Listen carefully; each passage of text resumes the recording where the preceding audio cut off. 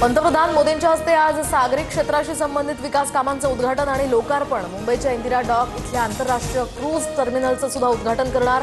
एकूण 7,870 कोटींपेक्षा अधिकच्या विकास कामांचा यामध्ये समावेश। स्थानिक पातळीवर मनसेच्या पदाधिकाऱ्यांशी संवाद साधून समन्वय ठेवा। उद्धव ठाकरेंच्या पदाधिकाऱ्यांना सूचना।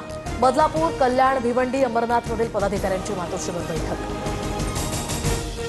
चुका होत असल्यास दुरुस्त कराव्यात, नाहीतर मंत्र्यांना खुर्ची खाली करावी लागेल।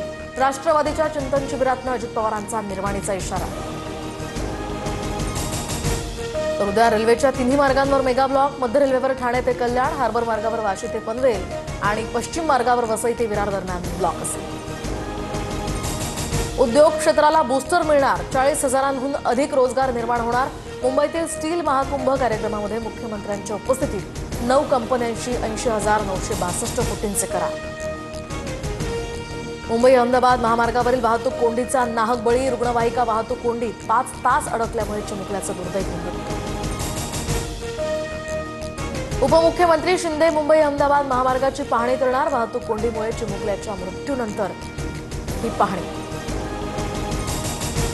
ज्येष्ठ वनस्पती तज्ज्ञ डॉक्टर हेमा साने यांचं निधन। राहत्या घरी डॉक्टर साने यांचं वृद्धापकाळानं निधन झाल्याची माहिती।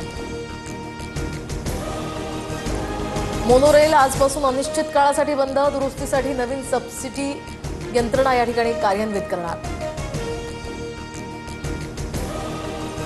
झोपडपट्टी पुनर्वसनात मिळालेलं घर 5 वर्षात विकल्यास लाभार्थ्यांकडून घराचा ताबा काढून घ्या। हायकोर्टाचे एसआरएलला निर्देश। ईपीएफओ कडून आता पासबुक लाईट फीचर उपलब्ध। पासबुक थेट पोर्टलवर पाहता येणार। एकाच क्लिकवर एकाच लॉग इनद्वारे या खात्याची सगळी माहिती मिळणार।